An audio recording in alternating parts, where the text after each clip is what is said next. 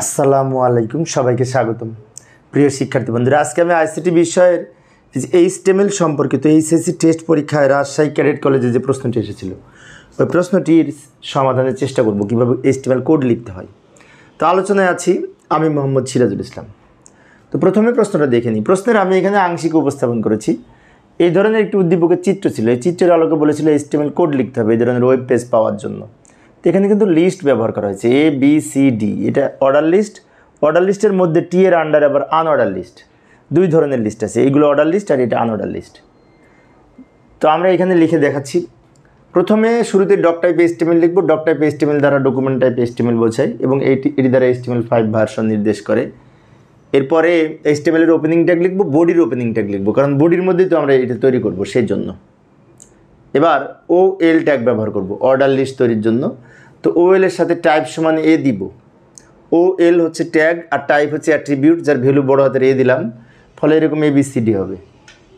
এবার এখানে 1 2 3 4টে আইটেম আছে এই OL এর, তাই চারবার আমরা LI লিখব। অ্যাপেলের দুই পাশে LI, ব্যানানার দুই পাশে LI, টি এর দুই পাশে LI। এখানে আরেকটা বিষয় বলে রাখি, OL হচ্ছে অর্ডার লিস্ট আর LI দ্বারা লিস্ট আইটেম বোঝায়। এখানে এই তিনটা আইটেমের দুই দিকে আমরা লিখেছি LI লিখলে এরকম আইটেম তৈরি হবে। আবার ম্যাঙ্গোর দুই পাশে LI লিখব, কিন্তু তার আগে এইটা কিন্তু আছে আনঅর্ডার লিস্ট, কারণ এটা প্রতীক দেয়া। তাই এখানে এই যে ম্যাঙ্গোর দুই পাশে LI লিখলাম, তারপরে OL ক্লোজ করব। এখন এই যে OL ওপেন OL ক্লোজ 1 2 3 4টা, কিন্তু এখানে একটু ফাঁকা রেখেছি কারণ এটার মধ্যে আবার আরেকটা আছে সেজন্য। এটা আবার আনঅর্ডার লিস্ট, ডিস্ক প্রতীক ব্যবহার করা হয়েছে। আনঅর্ডার লিস্টের জন্য UL ট্যাগ ব্যবহার করতে হয়, UL, যার টাইপ হবে ডিস্ক প্রতীকের জন্য। এবার গ্রিনের দুই পাশে LI, ব্ল্যাকের দুই পাশে LI, এখানে দুইটা আইটেম সেজন্য। ভালো করে লক্ষ্য করি, UL open UL close, unordered list হবে, দুইটা আইটেম ছিল, দুইবার LI লিখেছি। এবং সবার শেষে আবার বডি ক্লোজ করব, HTML ক্লোজ করব। তো এই ধরনের ওয়েব পেজের জন্য এইভাবে ট্যাগ লিখতে পারি। অনেক সহজ ছিল প্রশ্নটা, তাই না? তো এইভাবে আমরা HTML কোড লিখতে পারি।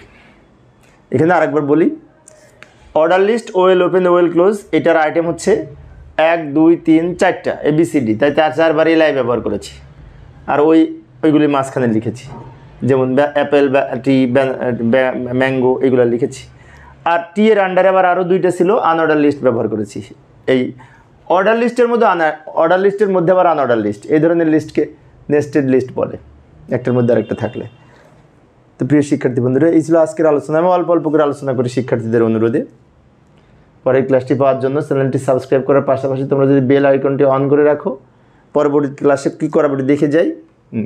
পরবর্তী ক্লাসে রাজশাহী ক্যাডেট কলেজের আরও একটি প্রশ্ন আছে, এইটার সমাধান করাবো। দেখার আমন্ত্রণ রইল। খোদা হাফেজ।